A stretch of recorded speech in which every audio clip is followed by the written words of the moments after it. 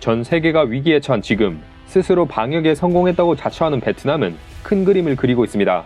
특히 베트남 총리는 베트남 국내에서 신규 확진자가 발생하지 않고 있다는 것을 높게 평가하면서 위기 극복에 대한 자신감을 표출하며 베트남이 세계적인 위치에 오를 것이라고 기대하고 있습니다.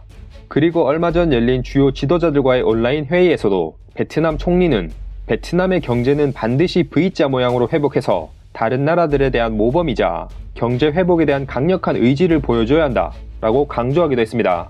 또한 베트남 기획투자부의 푸엉 차관은 이번 팬데믹으로 인하여 글로벌 기업들의 투자 흐름이 공급망 다변화에 초점을 맞추고 있기 때문에 동남아시아가 수혜를 입을 것으로 예상된다고 말하면서 그 중에서도 베트남이 첫 번째로 가장 큰 반사 이익을 보게 될 것이라고 예측하고 있습니다. 지금의 위기 상황으로 오히려 베트남이 세계적인 수준으로 성장할 수 있는 발판이 될 것이라 예측하는 푸엉 기획투자부 차관은 더 강력하고 광범위한 대책들이 필요하다면서 3가지 경제 회복 방안을 밝혔습니다.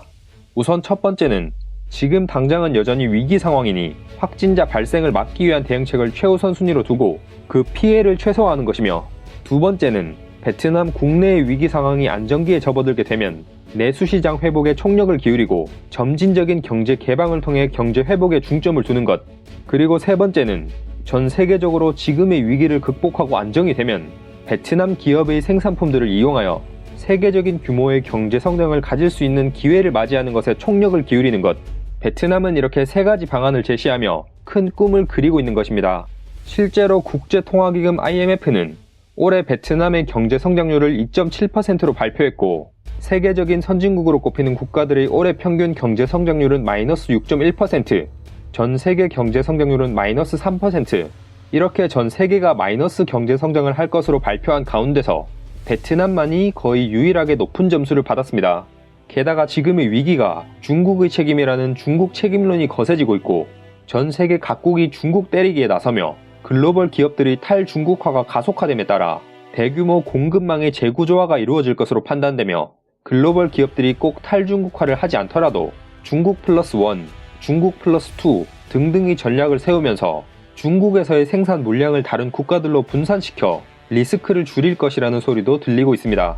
실제로 일본은 220억 달러를 책정하여 중국으로부터 이전하려는 기업들에 도움을 주고 있고, 유럽연합 회원국들도 기존의 중국 공급망 의존도를 줄일 계획을 세우고 있으며, 미국에서도 중국을 대체할 수 있는 국가로 베트남과 인도를 손꼽으면서 미국은 베트남과 인도가 빨리 중국과 같은 생산 능력을 가지는 것을 바라고 있을 것이라는 말도 있습니다.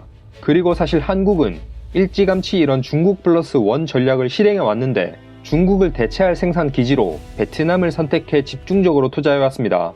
1988년부터 2019년까지 한국에서 베트남에 투자한 금액은 3,626억 달러로 전 세계에서 1위였고, 동일한 기간 동안 베트남 전체 외국인 투자 중에서 18.7%를 한국이 차지했습니다.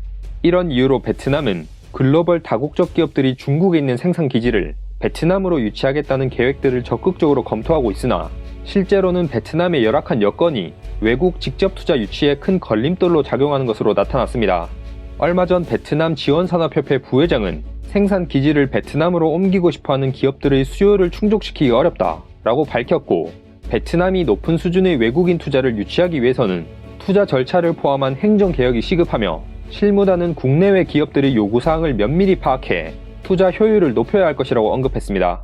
게다가 베트남의 일부 플라스틱, 기계설비 부품업체들은 중국에서의 원자재 수급에 어려움을 겪고 있는 해외 다국적 기업들로부터 주문량이 늘어나기도 했으나, 중국 내 생산 활동이 정상화되자 곧바로 주문이 급감했고, 향후 몇 달 안에 주문이 완전 끊길 것이라며 실제로는 상황이 많이 힘든 것이라고 우려를 나타냈습니다.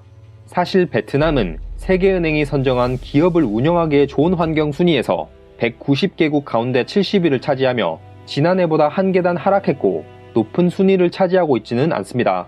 한편 한국과 베트남의 관계는 지금의 위기로 무너지는 모양새에 가깝다고 보입니다. 한국에서 확진자가 급증하던 당시 베트남 네티즌들은 한국을 조롱했으며, 베트남 정부도 한국인들의 입국을 빠르게 금지하며 우리 국민들은 기분이 상하게 됐고, 심지어 베트남 축구를 한 단계 발전시킨 박항서 감독의 연봉이 너무 과하다며 불평을 하기도 했고, 최고 수준의 한국산 진단 키트를 부정적으로 평가하거나 한국인들을 감염 매개체처럼 대했던 베트남의 행동들은 베트남에 대한 인식을 바꾸는 계기가 됐습니다.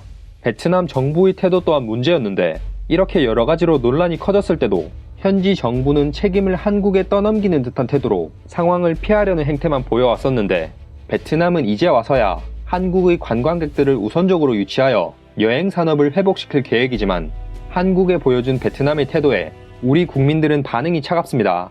한국과의 관계가 급격하게 나빠진 베트남은 과연 자신들의 계획대로 탈중국화를 계획하는 글로벌 기업들을 베트남으로 유치하여 세계적인 수준의 경제 성장을 이뤄낼 수 있을지 그 과정을 지켜봐야겠습니다. 오늘 제가 준비한 영상은 여기까지입니다. 재미있게 보셨다면 구독을, 진짜 해외 코멘트, 해코였습니다. 감사합니다.